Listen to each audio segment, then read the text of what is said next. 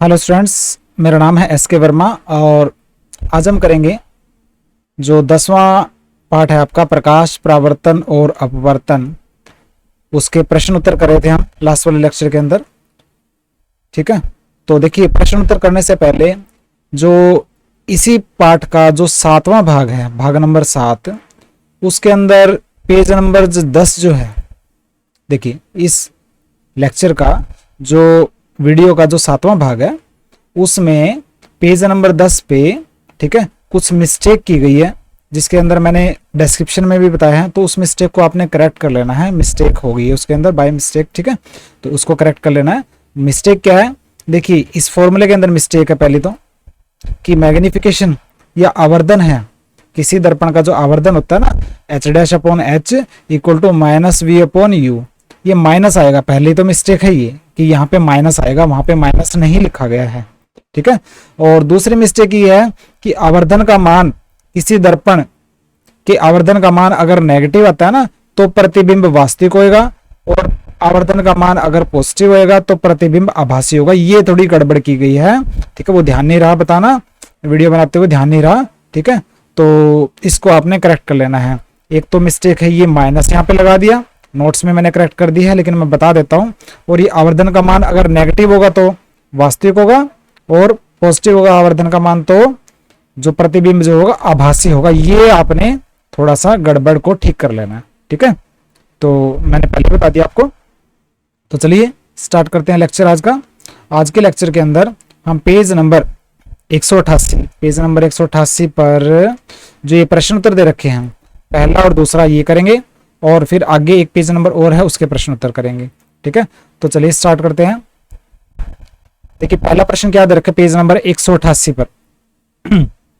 देखिए दे रखा है, उस उत्तल दर्पण की फोकस दूरी ज्ञात कीजिए जिसकी वक्रता त्रिज्या 32 सेंटीमीटर है। देखिए बिल्कुल आसान है।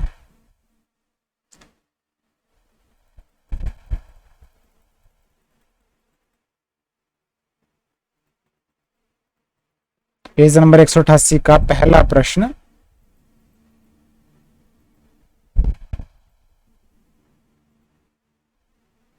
देखिए ये आ गया हम प्रश्न उत्तर पेज नंबर 188, ठीक है। तो पहला प्रश्न है, उस उत्तल दर्पण की फोकस दूरी ज्ञात कीजिए जिसकी वक्रता त्रिज्या 32 सेंटीमीटर है। देखिए कोई भी प्रश्न आपके सामने आता है तो उसमें आपने जल्दबाजी नहीं करनी है। उत्तल दर्पण है तो मैं उत्तल दर्पण बना लेता हूं। ये उत्तल दर्पण बन गया, ये इसकी पॉलिश बना दी मैंने, ठीक है। और ये बना लेता हूं मैं, मुख्य अक्ष बना लिया मैंने, ये इसका ध्रुव हो गया। आपको पता बताने की जरूरत नहीं है, पी से दिखाएंगे इसको। तो उत्तल दर्पण की फोकस दूरी निकालनी है, ठीक है। उत्तल दर्पण की हमें क्या करनी है, फोकस दूरी निकालनी है। तो ये हो गया मुख्य फोकस, और ये होगी वक्रता त्रिज्या। और फोकस दूरी क्या होती है, ध्रुव और मुख्य फोकस के बीच की दूरी, और जिसको दिखाते हैं हम स्मॉल एफ से, छोटे एफ से दिखाते हैं फोकस दूरी। तो और वक्रता त्रिज्या क्या होती है, ध्रुव और वक्रता केंद्र के बीच की दूरी।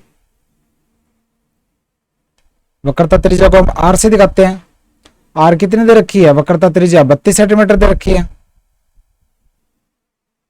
और जो ये फोकस दूरी होती है वक्रता त्रिज्या की आधी होती है। तो फोकस दूरी क्या होगी, अगर वक्रता त्रिज्या 32 सेंटीमीटर है तो फोकस दूरी क्या होगी, 16 सेंटीमीटर होगी। बिल्कुल आसान है। देखिए देखिए आप प्रश्न अपने आप ही आसान हो जाएगा जब आपको आराम से उसको फिगर बना के कर लेंगे। तो आपने मेरे बताए तरीके से करना। देखिए वक्रता त्रिज्या दे रखी है 32 सेंटीमीटर, यहां से लेके यहां तक की दूरी दे रखी है 32 सेंटीमीटर आर, ठीक है। और हम जानते हैं फोकस दूरी, ये छोटा एफ जो है, ये जो दूरी वक्रता त्रिज्या की आधी होती है, बड़े आर बटे में 2, ठीक है, बड़े आर बटे में 2। तो वक्रता त्रिज्या कितनी है, 32 सेंटीमीटर है, 32 बटे में 2, 16 सेंटीमीटर उत्तर आया। बिल्कुल आसान है। फोकस दूरी उत्तल दर्पण की क्या होगी, 16 सेंटीमीटर आ गई है। हो गया। चलिए प्रश्न नंबर 2 पे चलते हैं। पेज नंबर 188 प्रश्न नंबर 2 बोलता है, कोई अवतल दर्पण अपने सामने, अवतल दर्पण है, देखिए कोई अवतल दर्पण अपने सामने 10 सेंटीमीटर दूरी पर रखे किसी बिंब का 3 गुना आवर्धित वास्तविक प्रतिबिंब बनाता है, प्रतिबिंब दर्पण से कितनी दूरी पर है, मतलब प्रतिबिंब दूरी निकालनी है। देखिए समझना है और आराम से पहले पढ़िए और उसको करते जाइए बस ध्यान से, ठीक है। देखिए क्या बोल रहा है ये, अवतल दर्पण है। पहले अवतल दर्पण बना लेता हूं मैं। अवतल दर्पण बना लेता हूं, ये बना लिया मैंने अवतल दर्पण। ये इसकी पॉलिश बना दी और ये बना देता हूं मैं इसका मुख्य अक्ष बना दिया। अवतल दर्पण बना दिया मैंने, मुख्य अक्ष बना दिया। अपने सामने 10 सेंटीमीटर दूरी पर रखे बिंब, इसका मैं बना लेता हूं मुख्य फोकस भी बना लेता हूं और ये वक्रता केंद्र बना लिया मैंने। और कहता है 10 सेंटीमीटर दूरी पर रखे बिंब, अब जो वस्तु या बिंब है 10 सेंटीमीटर की दूरी पे है, ये इसका है ध्रुव, ठीक है। मान लीजिए ये वस्तु है या बिंब है, कितनी दूरी पर है, बिंब की जो दूरी है ना ध्रुव से मापी जाती है और बिंब दूरी होते है u, कितनी दूरी पर है, 10 सेंटीमीटर पर है, ठीक है 10 सेंटीमीटर है। आपको ध्यान होगा इस साइड की जो दूरी होती है ये x एक्सिस है, ये माइनस के x एक्सिस है। ध्यान है, मैंने नई कार्तीय चिन्ह परिपाटी कराई थी गोलीय दर्पण के अंदर, तो इस साइड जो है माइनस होता है, इस साइड प्लस होता है, ऊपर प्लस होता है नीचे माइनस होता है, इसी तरह, ठीक है। तो इस साइड की दूरी सारी माइनस की होगी, इस साइड की दूरी, और इस साइड की दूरी सारी प्लस की होगी। तो ये दूरी माइनस का 10 सेंटीमीटर, बिंब दूरी माइनस का 10 सेंटीमीटर लिखेंगे, पहला नंबर कर लिया। तो कोई अवतल दर्पण अपने सामने 10 सेंटीमीटर दूरी पर रखे बिंब का 3 गुना आवर्धित, मतलब मैग्निफिकेशन या आवर्धन कितना है, 3 गुना है, 3 है, m=3, ठीक है। और बिंब वास्तविक है ना, अभी मैंने जो करेक्शन कराई थी वीडियो भाग नंबर 7 में कि प्रतिबिंब वास्तविक है, अगर मैग्निफिकेशन या आवर्धन माइनस में होगा प्रतिबिंब वास्तविक होगा, तो प्रतिबिंब वास्तविक है, इसका मतलब जो आवर्धन होगा 3 नहीं लिखेंगे हम, -3 लिखेंगे, ठीक है। देखिए दिया है, क्या दिया है, बिंब की दूरी दी है, u दे रखी है, 10 सेंटीमीटर नहीं माइनस के 10 सेंटीमीटर, क्योंकि वस्तु को हमेशा हम इस साइड में रखते हैं, लेफ्ट साइड में बाएं तरफ, तो -10 सेंटीमीटर। और आवर्धन या मैग्निफिकेशन क्या होगा, 3 नहीं लिखेंगे, -3 लिखेंगे, क्योंकि इसने बता रखा है कि वास्तविक प्रतिबिंब है। वास्तविक प्रतिबिंब कब बनता है, जब आवर्धन माइनस में होता है, ठीक है, आवर्धन का मान माइनस में होता है, तो -3 लिख देना है आवर्धन, क्योंकि अगर आवर्धन का मान माइनस है तभी प्रतिबिंब वास्तविक बनता है। ये चीज मैंने लिख दी यहाँ पे, ठीक है। तो ये चीजें आपने दी है, एक तो u दे रखा है और m दे रखा है, ये आपने लिख लेनी है। माइनस आएगा दोनों में, ध्यान रखना, क्यों आएगा मैंने बता दिया।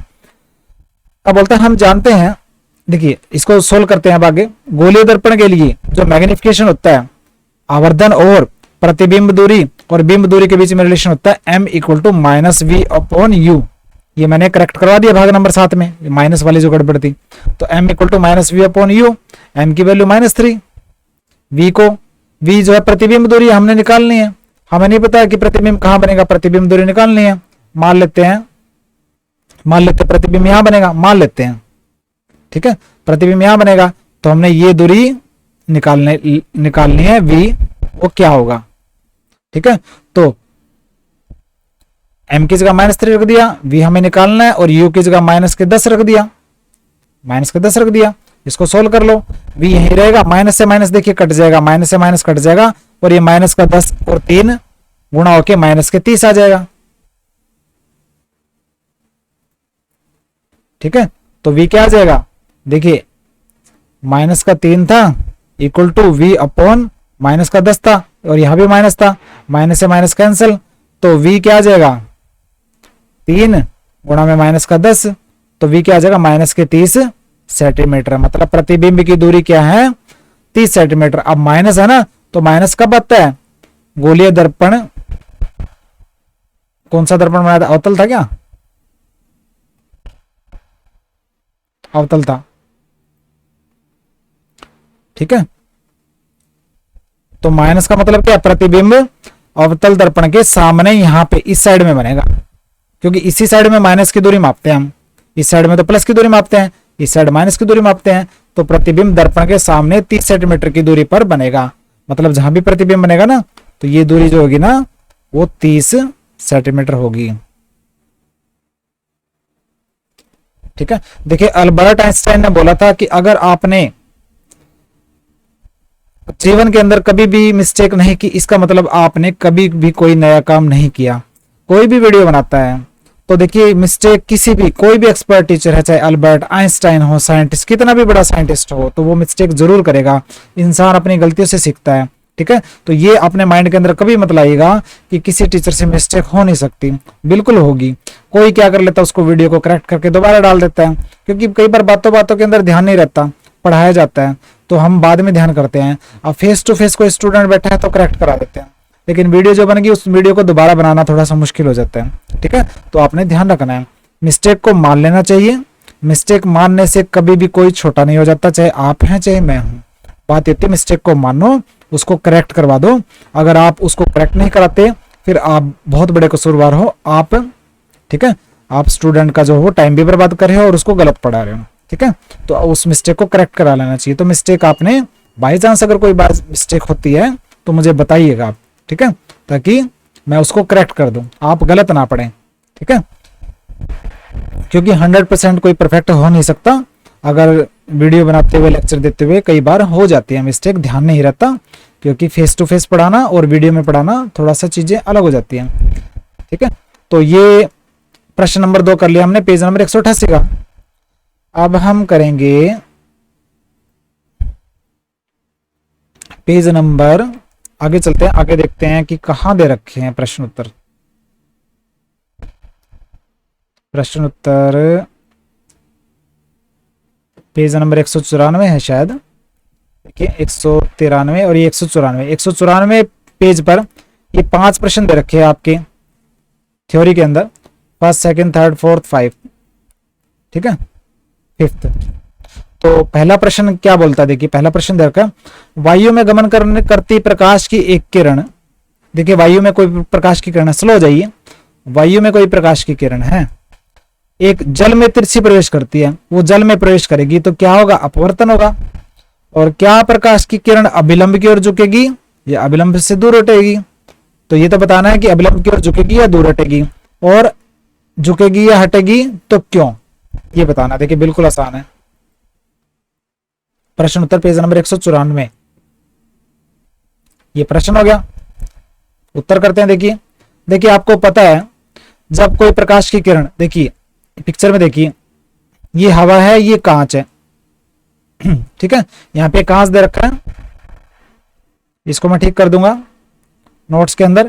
कांच नहीं आएगा इस एग्जांपल के अंदर, इसके अंदर क्या आएगा, जल आएगा, क्योंकि हमने जल का उदाहरण लिया है। ठीक है, ये हवा है, ये जल है, तो प्रकाश की किरण हवा में है, हवा से वो, और ये आपतन बिंदु है, और ये आपतित किरण है, जो किरण आ रही है उसको आपतित किरण बोलते हैं। ये आपतन बिंदु है और ये अभिलंब है। ठीक है, और ये जानी तो चाहिए थी सीधी, सीधी जानी चाहिए थी, लेकिन आपको पता है हवा क्या है, जो है वो विरल माध्यम है। विरल माध्यम मैंने हवा के जो कण एक दूसरे से दूर दूर होते हैं, और जबकि जो जल है वो सघन माध्यम है हवा से, मतलब जल के जो कण थोड़े पास होते हैं, हवा के तुलना में जो पास होते हैं। तो हवा विरल माध्यम है, जल सघन माध्यम है। आपको पता है जब कोई प्रकाश की किरण विरल माध्यम से सघन माध्यम में प्रवेश करती है, ठीक है, अगर माध्यम सघन होएगा ना जिसमें प्रवेश करे प्रकाश की किरण, तो अभिलंब की ओर झुकेगी। तो ये सीधी जानी चाहिए थी, लेकिन सीधी नहीं जाएगी, वो क्या होगी, ये अभिलंबन है, इसकी ओर मुड़ जाएगी। ये आपतन कोण होगा और ये अपवर्तन कोण होगा। अपवर्तन कोण, परावर्तन नहीं, अपवर्तन कोणों का ध्यान रखना। ठीक है, तो हम जानते हैं जब प्रकाश की किरण विरल माध्यम से सघन माध्यम में प्रवेश करती है, विरल से सघन माध्यम में प्रवेश करती है, तो वह अभिलंब की ओर मुड़ जाती है। जबकि अगर सघन से विरल में प्रवेश करती तो अभिलंब से दूर जाती है। अगर प्रकाश की किरण सघन माध्यम से विरल माध्यम में जाती है तो इसका उल्टा होगा, तो वह अभिलंब से दूर जाएगी। तो वायु तो एक विरल माध्यम है, वायु एक विरल माध्यम है और जल एक सघन माध्यम है। इसका मतलब क्या हुआ, प्रकाश की किरण विरल से सघन माध्यम में प्रवेश कर रही है, तो प्रकाश की किरण क्या होगी, अभिलंब की ओर मुड़ेगी। तो इसमें मैंने ये भी बता दिया कि अभिलंब की ओर मुड़ेगी, झुकेगी, और ये भी बता दिया कि क्यों झुकेगी, क्योंकि प्रकाश की किरण जब विरल से सघन माध्यम में प्रवेश करती है तो अभिलंब की ओर झुकती है, इसलिए वो विरल अभिलंब की ओर झुकेगी। तो प्रश्न नंबर 1 ये यहाँ पे कंप्लीट हो गया। ठीक है, ये मैं करेक्ट कर दूंगा नोट्स के अंदर, आप नोट्स के अंदर चेक कर लेना। तो वही बोल रहा हूँ ना, देखिए मिस्टेक, नोट्स बड़ी मेहनत से बनते हैं। ये मेरे नोट्स का आपको इतना बेनिफिट होगा कि आपको फटाक से याद हो जाएंगे, चाहे आप कितने भी वीक क्यों ना हो। और मेरे मंत्र को आप अपनाइए, डेली का आप जो भी मैं कराता हूँ उसको आराम से पढ़ना है और याद करते चलना है साथ के साथ ही। आपको फिर दोबारा आप ये मत समझिएगा कि मैंने कर लिया चलो पूरा लेसन हो जाएगा तो उसको इकट्ठा कर लूंगा, गलत फहमी में मत रहना, आपने आराम से करना है। और मेरा करते चलिए, आप कुछ भी गड़बड़ नहीं करेंगे, आपके फुल मार्क्स आएंगे। और बिल्कुल आराम से करना, धीरे करना है। रिवीजन करेंगे तो अपने आप आपकी स्पीड बढ़ जाएगी, धीरे धीरे अपने आप ही स्पीड बढ़ जाएगी। सोच समझ के करना है, जल्दबाजी के अंदर करेंगे ना तो आपकी कुछ ना कुछ जो है मिस्टेक होगी आपसे। तो अब करते हैं प्रश्न नंबर 2, पेज नंबर 194 पे। प्रश्न नंबर 2 क्या बोला है, कहता प्रकाश या प्रकाश की किरण वायु से 1.50 या फिर 1.5 भी बोल सकते हो, एक ही बात है, 1.5 अपवर्तनांक की कांच की प्लेट में प्रवेश करता है। प्रकाश जो है ना हवा से कांच की प्लेट में प्रवेश करता है। ठीक है, और कांच का अपवर्तनांक दे रखा है 1.50। मैंने बताया था अपवर्तनांक उसी माध्यम का होता है जिस माध्यम में प्रकाश की किरण प्रवेश करती है, तो अपवर्तनांक कांच की प्लेट का होगा। तो कांच में प्रकाश की चाल कितनी है, कांच में प्रकाश की चाल कितनी है ये बताना है। ठीक है, और निर्वात में, निर्वात क्या होता है, वैक्यूम जिसके अंदर हवा भी ना हो, प्रकाश की चाल क्या होती है, जो कि 3 × 10⁸ मीटर पर सेकंड होती है। और हवा और निर्वात में कोई ज्यादा फर्क नहीं होता, निर्वात से हवा में, ठीक है, कोई ज्यादा फर्क, वायु और निर्वात में जो प्रकाश की चाल है ना लगभग 3 × 10⁸ ही मानते हैं वायु में भी हम, जो कि निर्वात में होती है। तो चलिए करते हैं इसको, प्रश्न को बिल्कुल आसान है, लेकिन कंडीशन क्या है, स्लो हो जाइए। न्यूमेरिकल करने हैं धीरे हो जाइए, कोई भी चीज पढ़नी है धीरे हो जाइए। ठीक है, जितना धीरे आप पढ़ने लगेंगे उतना ही आपको आसानी से इंटरेस्ट बनने लग जाएगा। देखिए ये प्रश्न है दूसरा, देखिए क्या क्या दिया और क्या निकालना हमें ध्यान रखना। देखिए पीछे वाले लेक्चर के अंदर आपने ध्यान होगा, मैंने बताया था हम जानते हैं, यहाँ पे है आएगा, हम जानते हैं जब प्रकाश की किरण माध्यम 1 से माध्यम 2 में प्रवेश करती है तो माध्यम 2 का अपवर्तनांक मापा जाता है माध्यम 1 की तुलना में। ठीक है, जैसे कि ये मैंने बना दिया, कांच की प्लेट बना दी मैंने, और ये हवा है, ये हवा है और ये कांच की प्लेट है। ठीक है, तो ये किरण आई आपतन बिंदु पे, और क्या होगा, कांच की प्लेट तो एक सघन माध्यम है तो ये अभिलंब की ओर मुड़ेगी, आपको पता ही है, और ये अभिलंब है। ठीक है, इसकी ओर मुड़ जाएगी।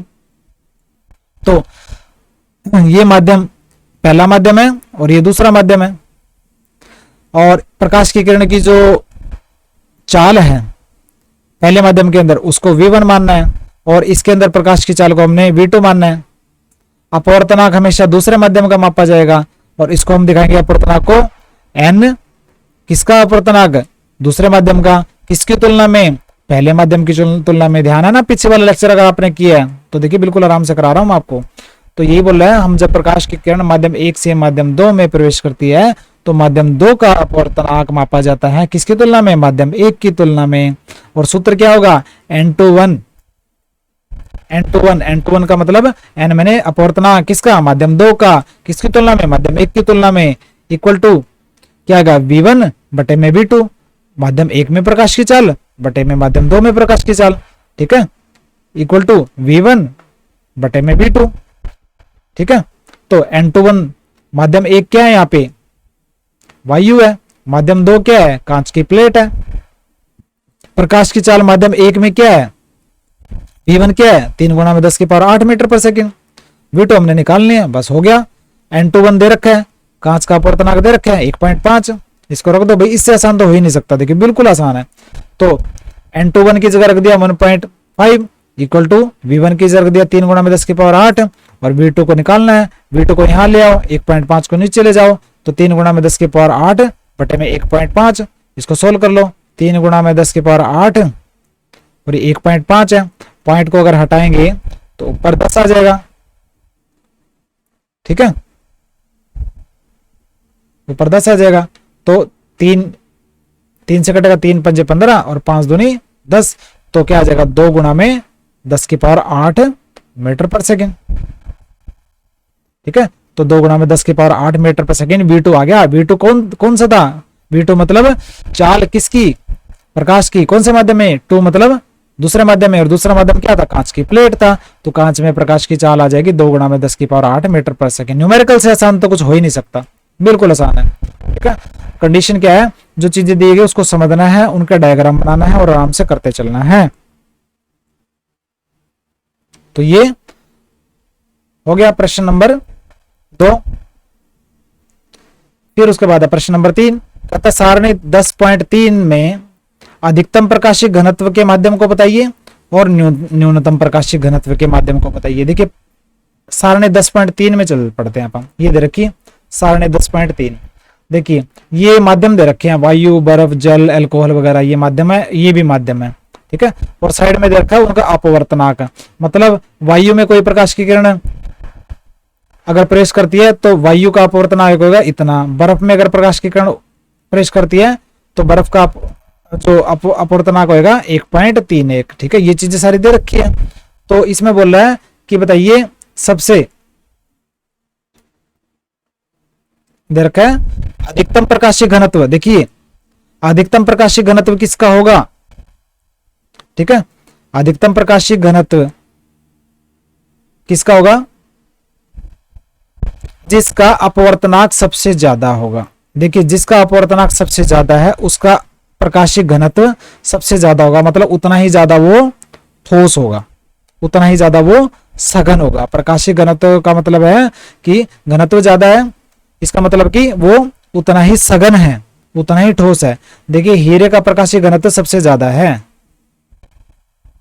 ठीक है, हीरे का प्रकाशिक घनत्व सबसे ज्यादा है। क्यों? क्योंकि इसका अपवर्तनांक सबसे ज्यादा है। अपवर्तनांक जितना ज्यादा होगा प्रकाशिक घनत्व उतना ज्यादा होगा। देखिए देखिए दे रखा है उत्तर तीसरे का, अधिकतम प्रकाशिक घनत्व वाला माध्यम हीरा है क्योंकि इसका अपवर्तनांक सबसे ज्यादा है, 2.42 है। ठीक है, 2.42 सबसे ज्यादा हीरे का है। तो अपवर्तनांक जिसका ज्यादा है प्रकाशिक घनत्व उसका ज्यादा होगा, उसका उतना ही सघन होएगा। ठीक है, उतना ही ठोस होगा। हीरा सबसे ठोस होता है ना। देखिए उसके बाद रखा है सबसे कम वाला न्यूनतम प्रकाशिक घनत्व किसका होगा? जिसका अपवर्तनांक सबसे कम होगा। देख लेते हैं सबसे कम अपवर्तनांक किसका है? 1.0003। वायु का अपवर्तनांक सबसे कम है तो इसका प्रकाशिक घनत्व भी सबसे कम होगा, मतलब ये सबसे कम सघन होगी या फिर ये सबसे ज्यादा विरल होगी।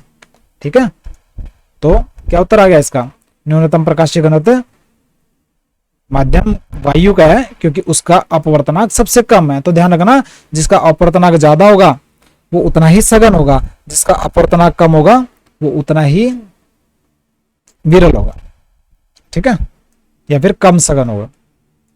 तो ये अपने थर्ड प्रश्न आपने कर लेना, बिल्कुल आसान है। उसके बाद करेंगे हम प्रश्न नंबर 4।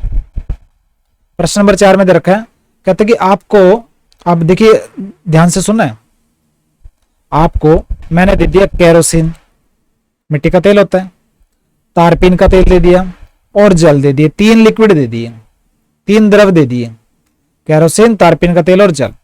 इनमें से कहता है कि किसमें प्रकाश सबसे अधिक तीव्र गति से चलेगा। मान लीजिए हवा में कोई प्रकाश की किरण है तो केरोसिन में ज्यादा तेज चलेगी या तारपीन के तेल में ज्यादा तेज चलेगी या जल में ज्यादा तेज चलेगी। इन तीनों की आपस में तुलना करनी है। ठीक है, हवा से तुलना नहीं करनी। तो सारणी 10.3 में दिए गए आंकड़ों का उपयोग कीजिए। इस तरह के प्रश्न देखिए पेपर में आते नहीं है क्योंकि आंकड़े वगैरह देना ना पेपर के अंदर जो है पॉसिबल नहीं हो पाता ज्यादा। तो इस तरह के प्रश्न वैसे नहीं आते हैं।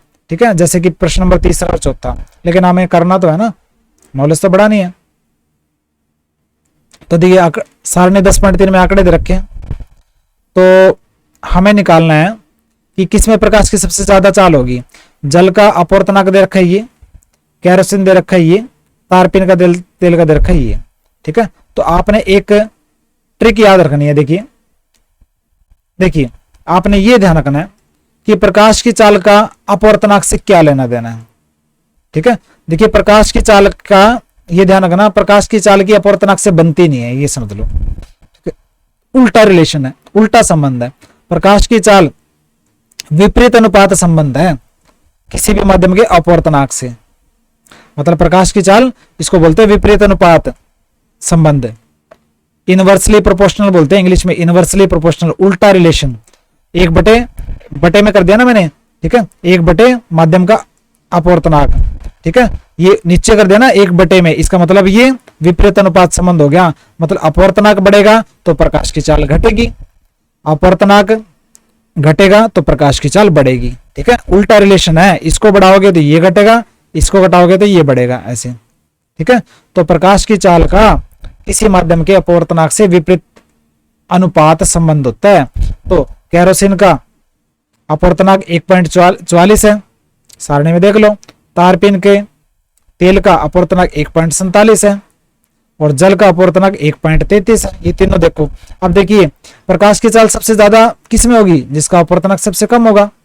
देखिए अपवर्तनांक सबसे कम किसका है, जल का अपवर्तनांक सबसे कम है, इसका मतलब प्रकाश की चाल जल में सबसे ज्यादा होगी। ठीक है, और सबसे कम प्रकाश की चाल किस में होगी, जिसका अपवर्तनांक सबसे ज्यादा होगा। और देखिए सबसे ज्यादा अपवर्तनांक किसका है, तारपीन के तेल का। तारपीन के तेल का अपवर्तनांक सबसे ज्यादा है, तो तारपीन के तेल का अपवर्तनांक सबसे ज्यादा ना, तो प्रकाश की चाल तारपीन के तेल में, ठीक है, सबसे कम होगी। तो उल्टा रिलेशन हो गया ना। तो आपने ये प्रकाश की चाल, ये आपको रिलेशन आना चाहिए, इससे देख के आप कर लो, बिल्कुल आसान है। ठीक है, स्लो हो जाना है। देखिए पढ़ते और पढ़ाते हुए जितना आप स्टूडेंट को आराम से पढ़ाएंगे, उसके माइंड के अंदर, उसके दिमाग के अंदर जितना उतना ही जल्दी जाएगा और वीक स्टूडेंट को भी समझ में आएगा। और अगर आप जल्दबाजी के अंदर फटाफट फटाफट करवाते जाएंगे तो इंटेलिजेंट स्टूडेंट भी बैठा होगा ना, उसको भी सिर के ऊपर से जाने वाला है। और मेरी वीडियो को अगर कहीं से नहीं समझ में आती तो दोबारा भी आप देख सकते हैं। बार बार रिपीट करके मैं खुद को भी कंफ्यूज नहीं करना चाहता, आपको भी कंफ्यूज नहीं करना चाहता। कोई स्टूडेंट वीक है तो वो खुद देखे रिपीट करके, इंटेलिजेंट स्टूडेंट का हम टाइम क्यों खराब करें। ठीक है, तो रिपीट आपके हाथ में ही, आप कितने बार भी देख सकते हैं, आपको समझ में आ जाने वाला है। तो उसके बाद आता है प्रश्न नंबर 5, कहता है हीरे का अपवर्तनांक 2.42 है, सबसे ज्यादा हीरे का अपवर्तनांक है। ठीक है, इस कथन का क्या अभिप्राय है, क्या मतलब हुआ। देखिए हीरे का अपवर्तनांक सबसे ज्यादा है, इसका मतलब उसका प्रकाशिक घनत्व या फिर उसकी सघनता सबसे ज्यादा है, सबसे ज्यादा ठोस है। ठीक है, सबसे ज्यादा ठोस है, ये मतलब वो पहला। तो किसी माध्यम में के, देखिए किसी माध्यम का घनत्व मतलब सघनता उसके अपवर्तनांक के डायरेक्टली प्रोपोर्शनल या समानुपात संबंध होता है। किसी माध्यम का जो घनत्व है ना, मतलब वो कितना सघन है, वो किसके समानुपात संबंध है, माध्यम के अपवर्तनांक के। मतलब किसी माध्यम का अपवर्तनांक अगर ज्यादा है ना, उतना ही वो माध्यम जो होगा वो उतना ही सघन होगा। ठीक है, मतलब जैसे वायु है, वायु का अपवर्तनांक कम होता है तो वो कम सघन होगी, और जल है उसका अपवर्तनांक ज्यादा होता है तो वो ज्यादा सघन होगी। ठीक है, तो किसी भी माध्यम का जो घनत्व है अपवर्तनांक पे कैसे संबंधित है, अपवर्तनांक अगर माध्यम का ज्यादा है तो उसका घनत्व भी ज्यादा होगा, वो ज्यादा माध्यम जो है वो ज्यादा सघन होगा। तो किसी माध्यम के घनत्व का उसके अपवर्तनांक से समानुपात संबंध होता है। ठीक है, तो देखिए हीरे का अपवर्तनांक 2.42 दे रखा है, हीरे का अपवर्तनांक सबसे ज्यादा है, इसका मतलब हीरे का घनत्व या सघनता ज्यादा है और वो ठोस है। तो प्रकाश की किरणें, देखिए ये ध्यान रखना, विरल माध्यम में स्पीड बढ़ेगी, प्रकाश की किरणों की सघन माध्यम में घटेगी। तो प्रकाश की किरणों की विरल माध्यम में विरल माध्यम में स्पीड ज्यादा होती है, वो ज्यादा तेजी से चलती है विरल माध्यम में, जैसे हवा है। इसलिए हीरे में प्रकाश की चाल कम होगी। ठीक है, क्योंकि हीरा तो विरल नहीं है, वो तो सघन हो गया ज्यादा, अपवर्तनांक उसका ज्यादा हो गया। ठीक है, इसका मतलब वो ज्यादा सघन हो गया, और सघन हो गया तो प्रकाश की चाल तो विरल माध्यम में तेज चलती है, सघन माध्यम में तो कम हो जाएगी, तो हीरे में प्रकाश की चाल वो कम होगी। दूसरा मतलब ये हो गया। तो हीरे का अपवर्तनांक 2.42 है, इसका मतलब ये हुआ एक तो वो सघन है, दूसरा सघन है, तो उसके अंदर प्रकाश की चाल जो है कम होगी।